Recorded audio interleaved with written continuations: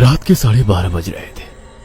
कोल्हापुर में धाराशिव जाने वाली सीनियर कॉलेज के छात्रों की बस जंगल के रास्ते से गुजर रही थी।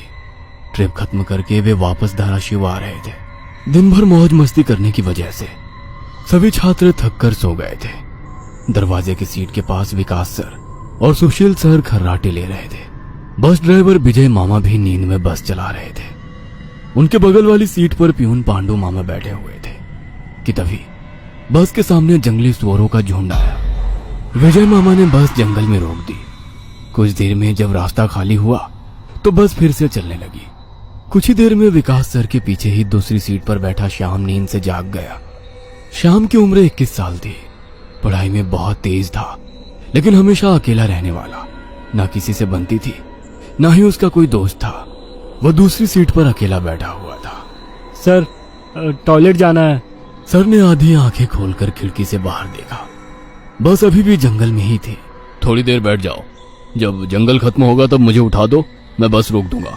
वे बोले और फिर आंखें बंद कर सो गए। श्याम बस की खिड़की से बाहर देखने लगा और जंगल खत्म होने का इंतजार करने लगा। कुछ ही देर में जंगल खत्म हुआ और बस वीरान जगह पर आ गई। उसने विकास सर को जगा दिया और उन्होंने ड्राइवर से बस को रोकने के लिए कहा। जैसे ही बस रुकी, विकास सर बोले, किसी को टॉयलेट होना है तो अभी उतर जाओ, वरना बस सीधे धाराशिव जाकर ही रुकेगी। आवाज सुनकर पिछली सीट पर बैठा श्रीकांत नींद से जाग गया। विकास सर टॉर्च लेकर पहले बस से बाहर उतर गए। उनके पीछे पीछे श्याम और श्रीकांत भी उतरे और वो दोनों अलग अलग झाड़ी के पीछे टॉयलेट करने गए। श्याम टॉयलेट करके वापस आया, लेकिन श्रीकांत अभी भी नहीं आया था कि तभी श्रीकांत जोर से चिल्लाया। उसकी आवाज सुनकर विकास सर और श्याम उसकी ओर भागे, लेकिन तभी श्रीकांत झाड़ी से बाहर आया। क्या हुआ, क्यों चिल्लाए थे? कुछ नहीं सर, चप्पल से होकर कांटा पैर में चुभा। उसकी आवाज सुनकर ड्राइवर और प्यून भी नीचे उतरे थे। वो सब बस में वापस चढ़ने ही वाले थे कि तभी एक बाइक बस के सामने आकर रुक गई। अरे भाई साहब, यहाँ के नहीं हो क्या आप? क्या आपको पता नहीं कि इस रास्ते पर लोगों को हमेशा चकवा लगता है? बाइक चलाने वाला बोला। चकवा नाम सुनकर विकास सर बोले, हाँ पता है, हम बस निकल ही रहे हैं। और वो सब बस में बैठ गए। सर, वो आदमी किस चकवे के बारे में बात कर रहा था? प्यून ने अगली सीट से ही मुड़कर विकास सर से पूछा। हिंदी में चकवा मतलब छलावा, छलावा मतलब भूत।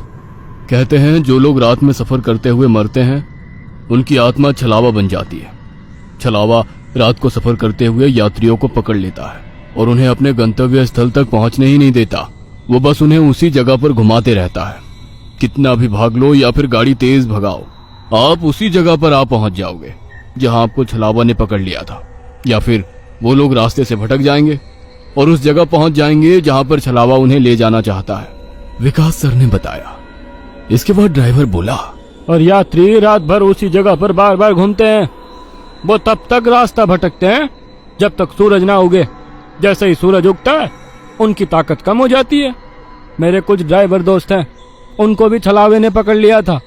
कहते हैं छलावा बस उन्हीं यात्रियों को पकड़ता है जो थके हुए होते हैं, क्योंकि उन पर हावी होना बहुत आसान होता है ना। फिर तो छलावा बहुत ही खतरनाक है। प्यून घबराते हुए बोला, अरे कुछ खतरनाक वतरनाक नहीं है, ये सब अंधविश्वास है। ड्राइवर जब थक जाता है तो रात में उसे रास्ता समझना मुश्किल हो जाता है, इसलिए उसे भ्रम हो जाते हैं और वो रास्ता भटकता है। इसे ही अनपढ़ लोगों ने भूत यानी चकवा या छलावा का नाम दिया है, विकास सर बोले। यह सभी बातें श्याम और श्रीकांत सुन रहे थे। नहीं सर, छलावे होते हैं और कुछ छलावे तो जानलेवा भी होते हैं।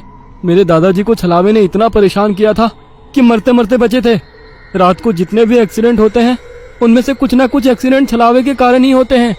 वो रात के बेरहम शिकार होते हैं। यात्रियों की थकान और डर ही उनकी ताकत होती है। शिकारियों की तरह ही वे यात्रियों को डराते हैं, भगाते हैं और उनकी जान लेकर उनका शिकार करते हैं। हमें बस इतना पता चलता है कि कार एक्सीडेंट में उनकी मौत हो गई है, लेकिन मौत का कारण छलावा ही होता है सर। श्याम ने डरावनी आवाज में कहा। सर, इस का कुछ मत सुनो, इसकी बुआ राइटर है, उन्हीं से सुनी होंगी ये बातें। और राइटर लोगों का तो काम ही होता है बातें बनाना, उसी से तो उनका घर चलता है। पिछली सीट पर बैठे श्रीकांत ने कहा। श्रीकांत, चुप हो जाओ और सो जाओ, उन्होंने डांटते हुए कहा। और उसके बाद सभी लोगों ने आंखें बंद कर ली और सो गए। कुछ समय बीता। श्याम अभी भी जाग रहा था और खिड़की से बाहर देख रहा था। बस किसी जंगल के बीचों बीच से गुजर रही थी कि तभी उसने देखा कि रास्ते के किनारे एक बंद पड़ी चाय की टपरी है। लेकिन ये चाय की टपरी तो मैंने पीछे भी पहले वाले जंगल में देखी थी। वह मन ही मन बोला और खिड़की के बाहर देखने लगा।